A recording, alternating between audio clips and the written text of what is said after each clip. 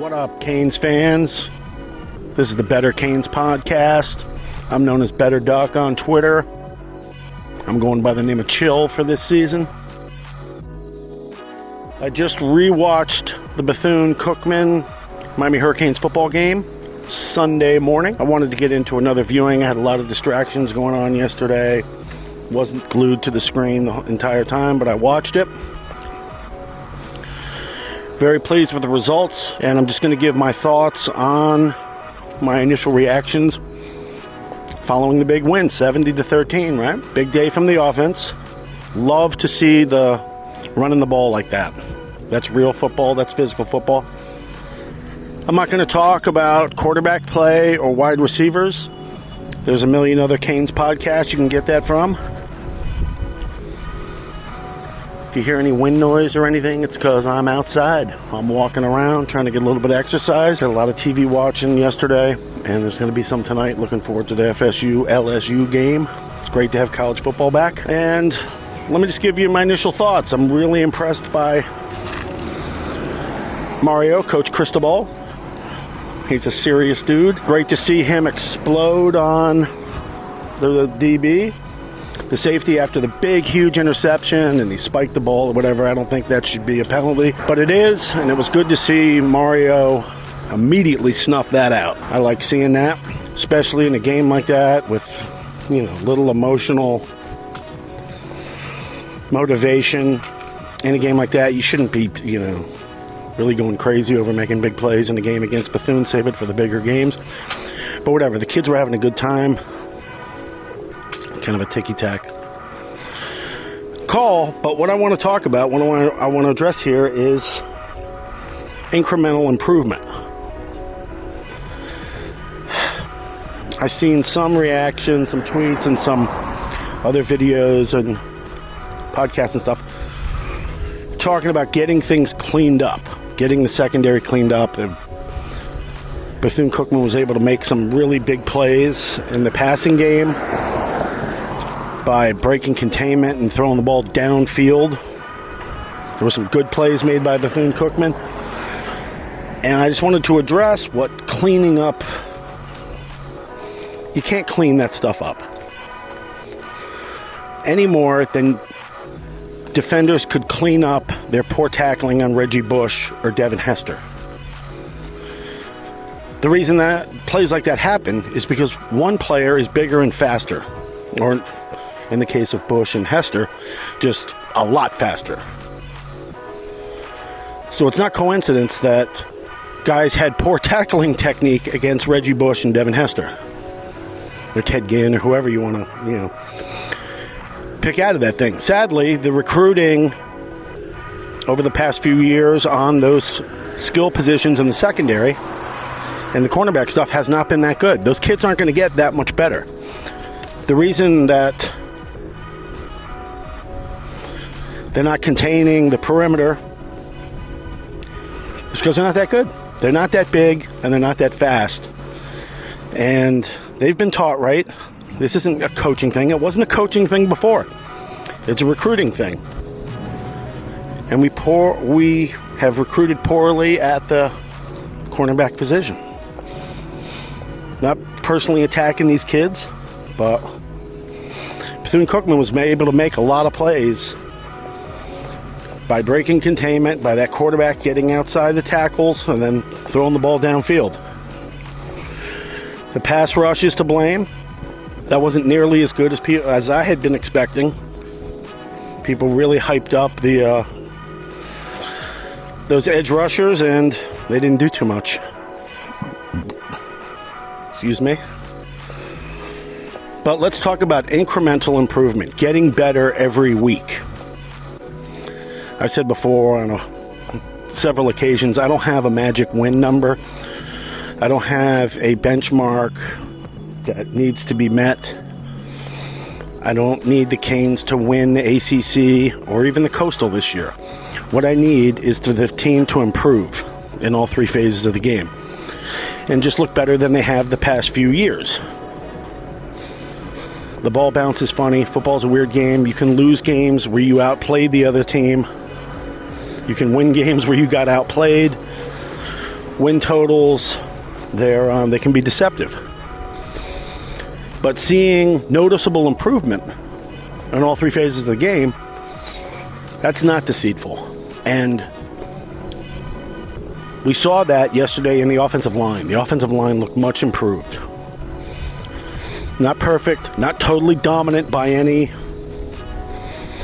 stretch of the imagination, and they looked a lot better, especially in run blocking.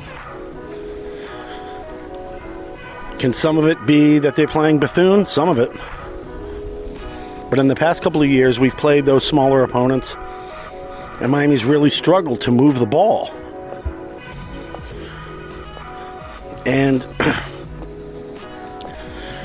because of the caliber of athletes that Miami usually has on the roster, it can be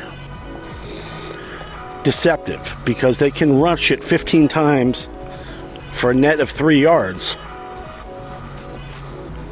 and then somebody break one for 60.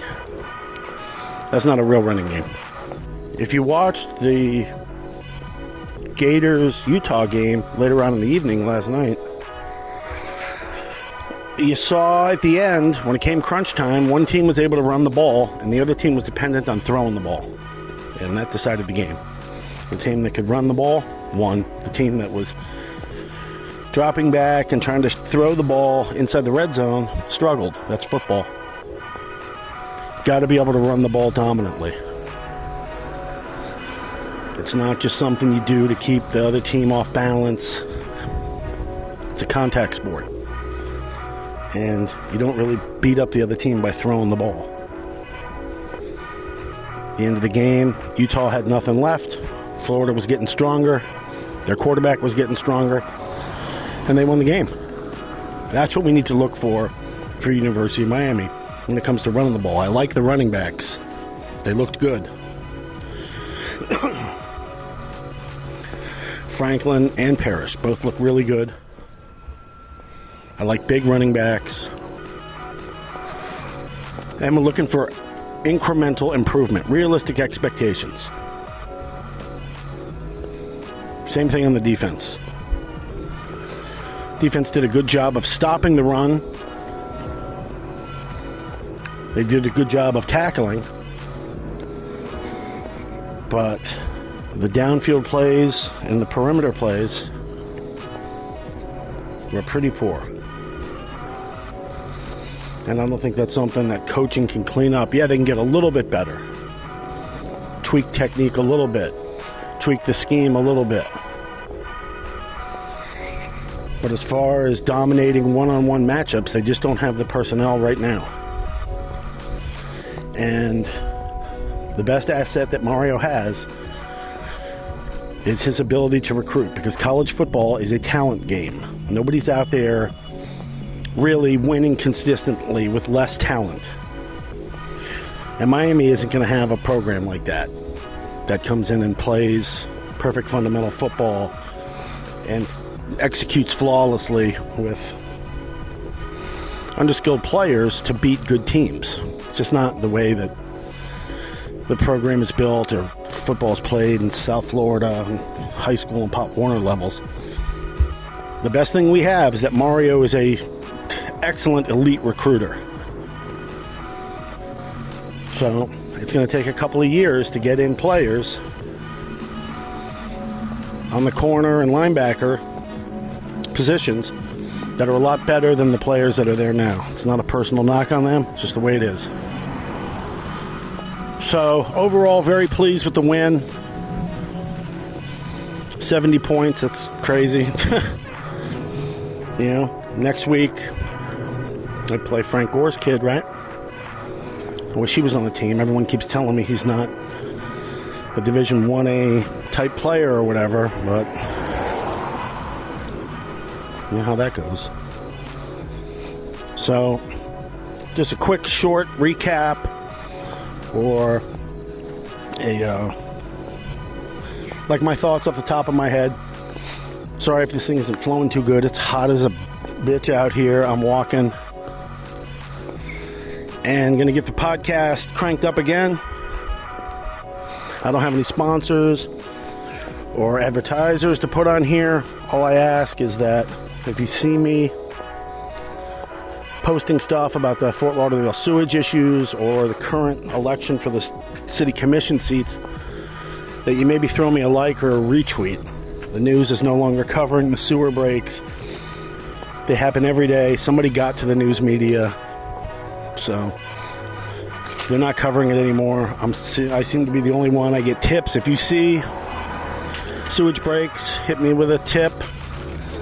Add me on Twitter or whatever. Take pictures.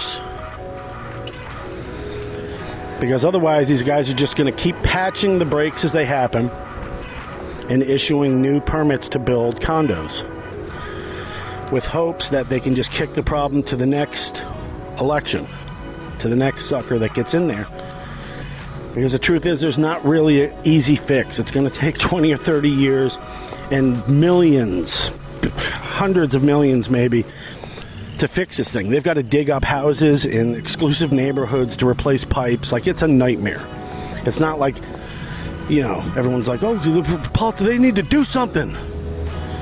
Well, they can't really do anything without a huge plan, and there's no incentive for them to have a huge plan because there's no pressure on them. Like if you're more invested in national politics than you are in local politics, you've been brainwashed by cable news. If you can name, senators and congressmen from states that you don't even live in, and you know their policies, but you don't even know who's on your own city commission, where the streets are flowing in sewage, you've been brainwashed by the media, by cable news, whichever channel you watch. You look on social media, people are so fired up with national politics. So fired up. And they're all pretty much just echoing the same things that the people that they agree with or disagree with are saying. But talking about local politics, boring. No one cares. And it's actually worse. Like whatever is going on the national stage or whatever, is it worse than sewage problem? Enough of that. Just, if you see my posts or whatever on that stuff, just throw a like, give it a retweet. Check out the YouTube stuff. Subscribe to the YouTube channels. And thanks for listening to the Better Canes podcast.